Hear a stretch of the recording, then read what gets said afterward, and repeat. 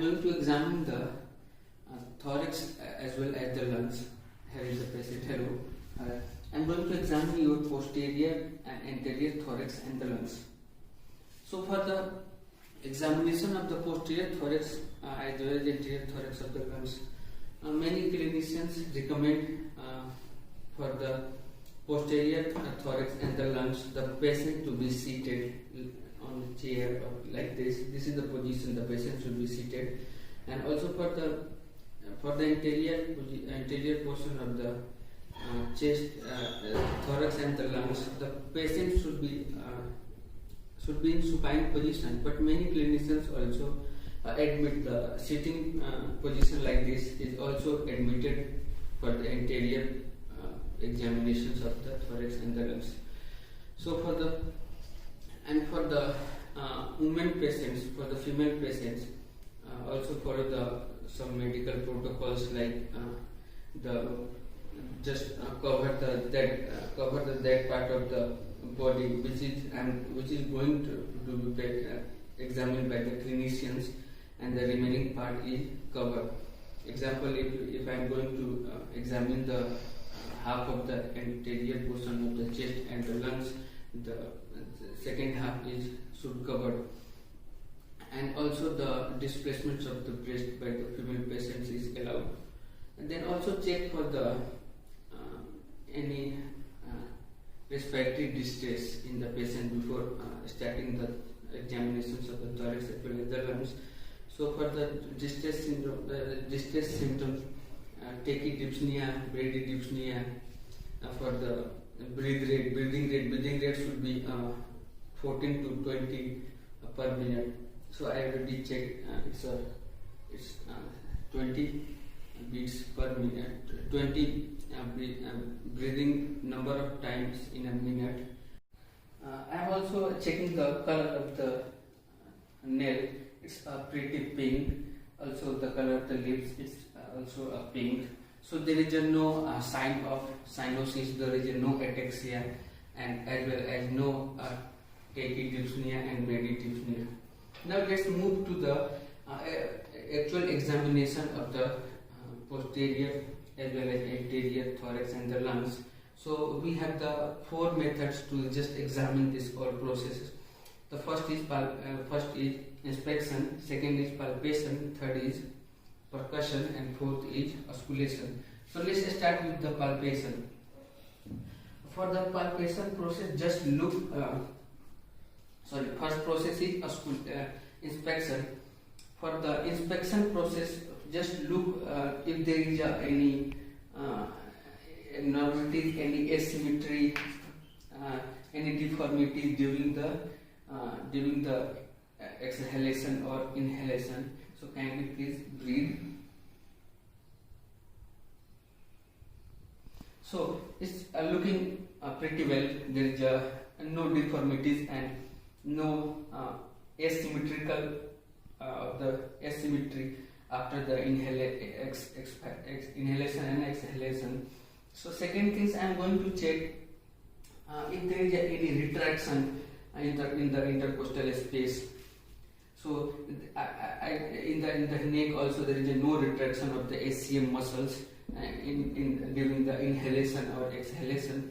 Mainly that we can consider the inhalation. So there is no retraction. Many people have the retraction, the pneumococci, the COPD, as well as asthma and upper respiratory tract infection. So let's move to the second part of our examination, that is the palpation. Just for the palpation, I am going to palpate whether there is any tenderness, any pain, if the patient is saying if there is a pain or not. So I am going to palpate. Sir, do you feel any pain? No. Okay, no pain. So it's looking pretty well, there is no pain. So next part I am going to what to do next things in case of palpation. We can check the expansion of the heart. For the expansion of the heart, we have to put our thumb on the 10th rib. Here is the 10th rib. So we can put the thumb over the 10th rib and the remaining finger is just parallel to the rib. So for this, ask the patient to inhale and exhale. Kindly inhale. Okay, thank you. So after inhaling, after this process, inhalation and exhalation, I observed there is no asymmetrical evidence in the thorax as well as the lungs. So I am also going to check the little bit up. Can you breathe? So it's looking pretty well. There is no asymmetry. So next things I am going to examine the tactile primitus. Tactile primitus is a vibration that is transmitted to the bronchopulmonary tree to the chest wall. So for this, what to do for the tactile primitus? Actually, tactile primitus can be observed on the upper part, then in the lower part. We can observe very nicely in upper part, and also we can observe tactile primitus in right lungs rather than the left lungs, of course. For the tactile primitus, use the ball of the hand as well as the ulnar part of the hand to just check the tactile primitus. For the checking of the tactile primitus, ask the patient to say any similar word or any number. Example 99. So I am going to ask the patient to say 99. So I will just put my ball of the hand, ulnar part of the hand to check the tactile primitus. Let's see what will happen. So with the ball of the hand and the ulnar part, can you please inhale, exhale, inhale, inhale, exhale. So it's looking good. There is no asymmetrical evidence during the observation of the tactile primitus. So this is all about the palpation process. Our next topic is percussion. Actually, percussion is one of the most topic of physical examinations, most important part of the physical examinations. So percussions help to establish whether the underlying tissue have the fluid filled, air filled or consolidate. So let's start how to percuss here. So our main goal of percussion is to just vibrate through the phalanges, bone of the phalanges to the wall of the chest. So how to percuss? So for the percussion, we'll generally use the ladder-like position. Firstly here, then here, here. We'll follow the ladder-like pattern. So for the percussions, what to do first? We have to flex the left middle finger of left hand. Example, like I'm going to flex here, and remaining finger should not be touched because it can deviate our examination. It can do obstructions in our examination. So do not just avoid the other finger to touch the skin part. So with the middle finger of the right hand, we'll hit over the interphalangeal joint, on the distal part of interphalangeal joint. Don't hit the pad of the finger, just hit on the tip of the finger, middle finger. So let's start with the percussions.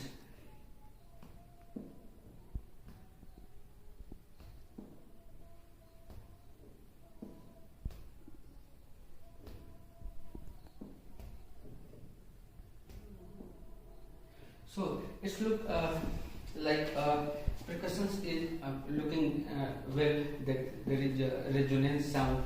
We have to look over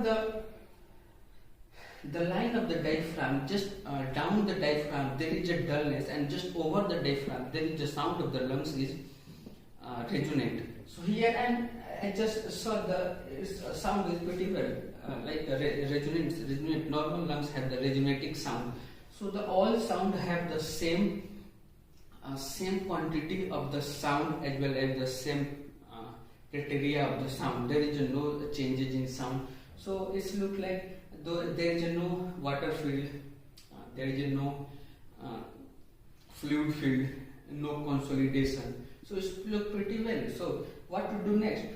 For the if there is a hyper percussion, I think for the hyper percussions the main cause is of course the COPD and the asthma and the respiratory tract infections, because there is a example pneumonia have the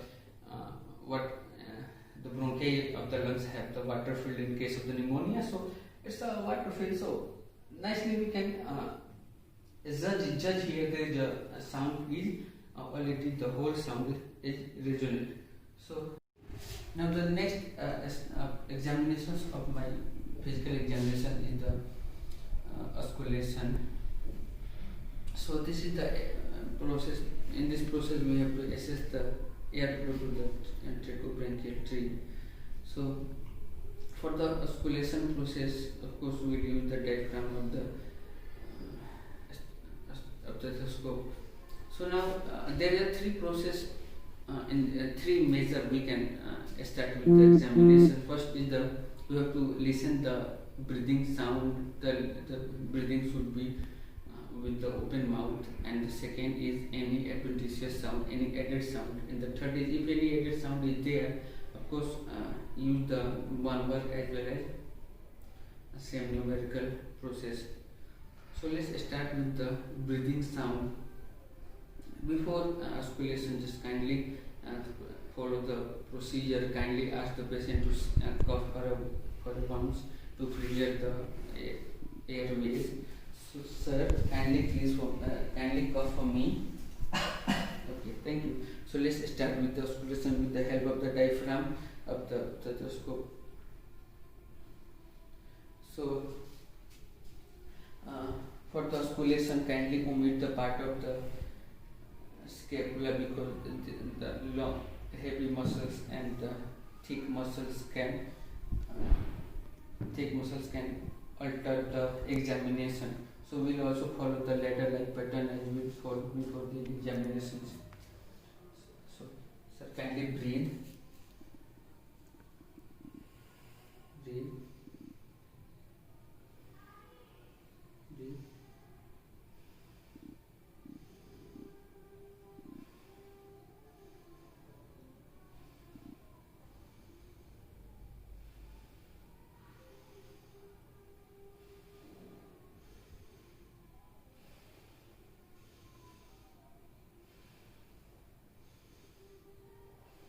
Okay, it looks like the sound is like a resonant.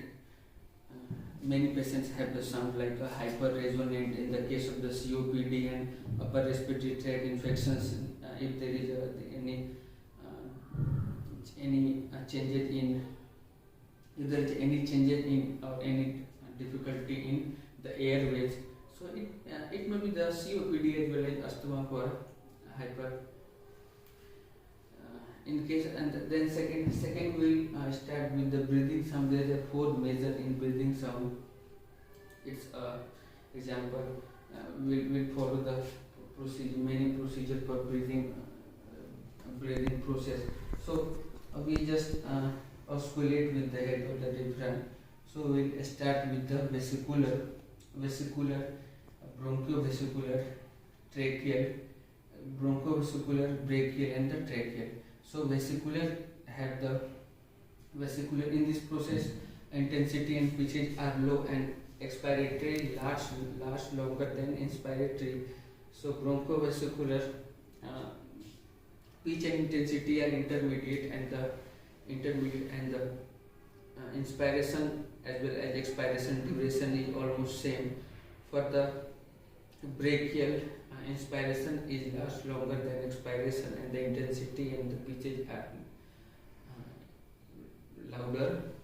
And for the tracheal, duration of expiration and inspiration is almost same, but the intensity and pitch is so louder than the brachial. So now after this all process, now we'll go through the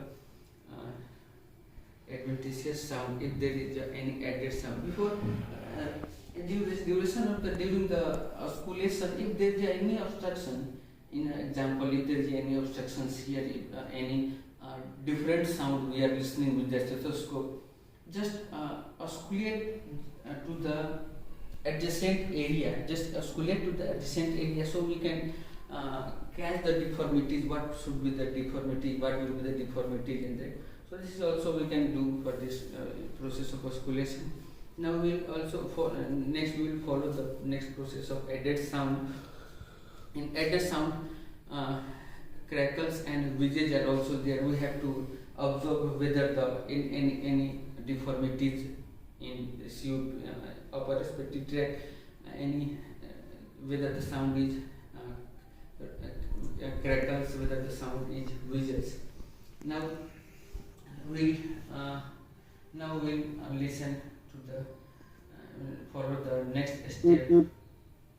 Egophony. We'll osculate and we'll say the patient to say E, and it will reflect longer duration of E. So if there is any consolidation, it will observe in the stethoscope as A. So this is the process. Then I am going to osculate and I will say the patient to say E.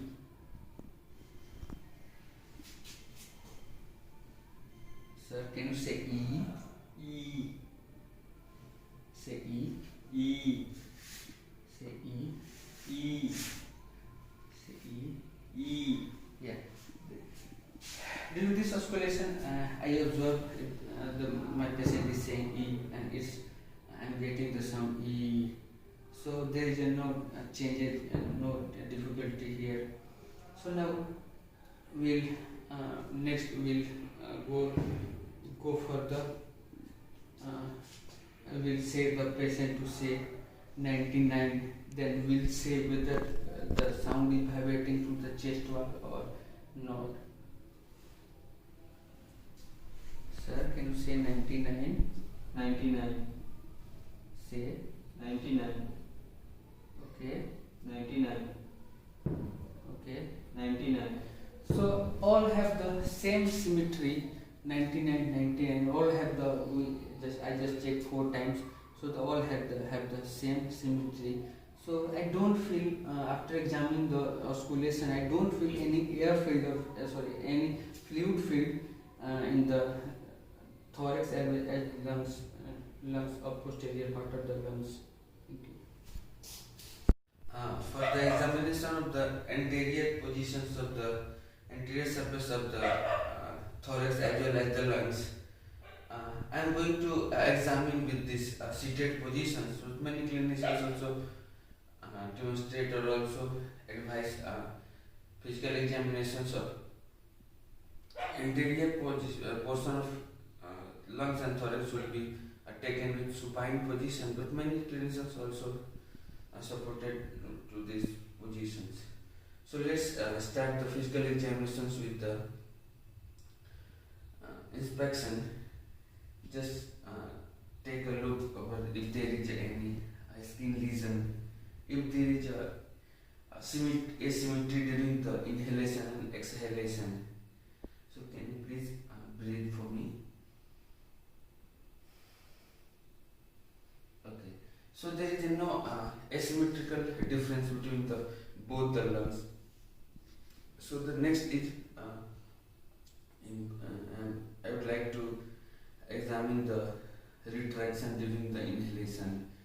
There is no retraction of SCM muscles during the inhalation.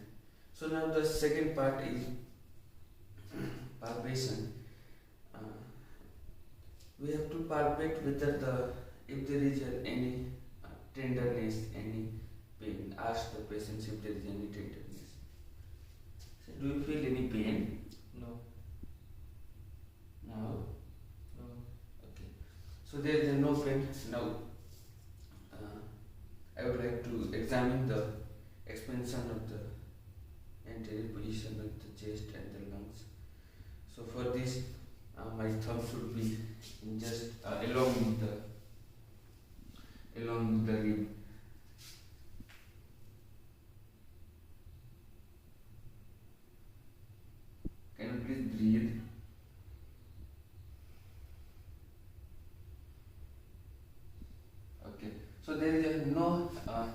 asymmetry during breathing. Both the lungs have the same symmetry. That means this will calculate by how the thumb is going apart from their original positions along with the rib.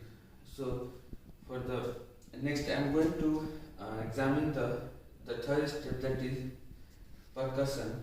For the percussion is I've said just over the heart, so we'll just omit that part. We can do over the heart. To just look over, there is a no percussion. So for the percussion, just do the same procedure as we had done in posterior position of the posterior surface of the thorax and lungs. Retract the middle finger, and with the middle finger or tip of the middle finger of right hand, just we have to throw over the left hand interphalangeal joint for the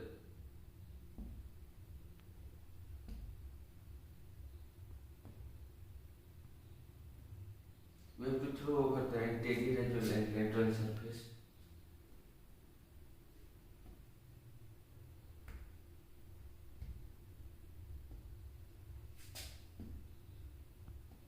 So it looks like a sound is resonant, not dull, because the sound over the heart is dull, not a full resonant. So except the heart, everywhere the sound is looks like resonant. Then the fourth process regarding the examinations of the anterior chamber of the lungs as well as the thorax is the osculation. We have to osculate whether they have the if there is any added sound. What about the symmetry? What about the sound of the both lungs? If there is a difference in both lung sound, or if there is any added sound. If there is any added sound, what about the murmur? If there is a change in the sound, just if there is a changes in the sound, just osculate the neighboring part, adjacent part will follow up the problem. So we'll follow the ladder-like pattern with the use of the diaphragm of the. Can you please breathe with the open mouth?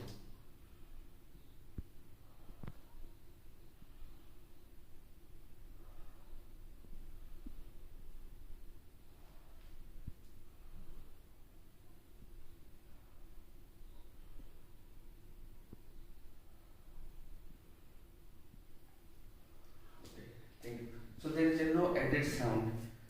Both the lungs have the same sound, as you can say it's a resonating sound. So this is all about the anterior thorax and the lungs. Thank you.